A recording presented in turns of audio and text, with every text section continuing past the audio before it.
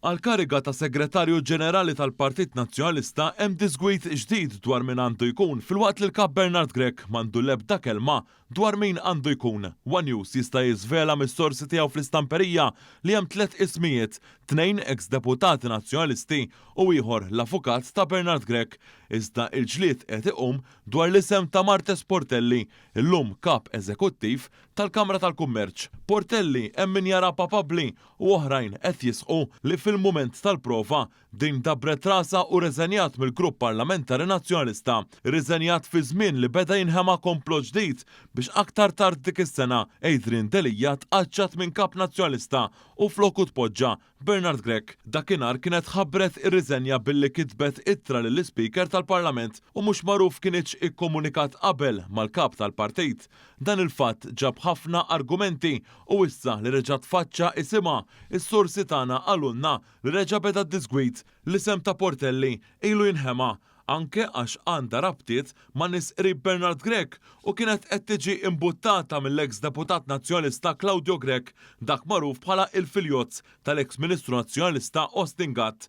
Ma' Claudio Grech hemm koordinazzjoni sieħa ma' Carol Aquilina u Beppe Fenekadami li tiżommu ir-rabta wkoll mal-Aqda Repubblika u Robert Aquilina.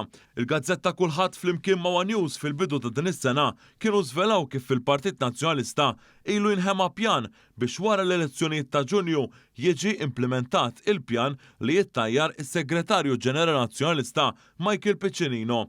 Piccinino tkellem mat-Times u tal-istorja li hu se jitlaq għax qal li se jkontesta l-elezzjoni ġenerali li jmiss li Piccinino kellu jkun kandidat nazzjonalista u sigrit magħruf u kulħadd jaf li fil-passat kellek anke lil Chris Said bħala Segretarju Ġenerali u deputat fil-Parlament. L-iskuża ta' Piccinino ma niżlitx ma' kulħadd għalinna sors minn ta' ġewwa li żvelalna wkoll kif fil-kuruturi tad-Dar Ċentrali issa qed jissemma anke l-eks deputat nazzjonalista Karl Guder.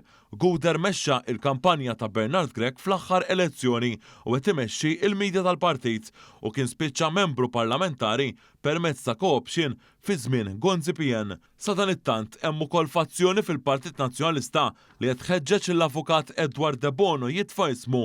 Din il-fazzjoni l-istess waħda li ma tridx tagħti spazju lil Franco De Bono jirritorna fil-Partit Nazzjonalista u lesta ikollha xi ħadd jibes fil-konfront ta' min fi kliem anke Bernard Grech għandu bżonn jirriabilita ruħu qabel jerġa' joħroġ fil-partit. Il-battibekki bdew dwar min għandu jokkupa il-kariga ta' Segretarju Ġenerali. Buħut jgħidu li Guder dejjem kien mal-partit waqt li Portelli ma ssibix b'nemes meta kellha bżonn u De Bono għandu bżonn ikun jaf l-istrutturi tal-partit qabel jipponta lejn kariga. Fuq dan kollu ftit li xejn għandu l-kelma l-kap. Ekspjegawlna s-sorsi tagħna u dwar l-għażla tas-Segretarju Ġenerali mistennija imorru għand Bernard Grech b'xi ħaġa lesta u jkollu joqgħod għaliha bħal diversi okkażjonijiet oħrajn.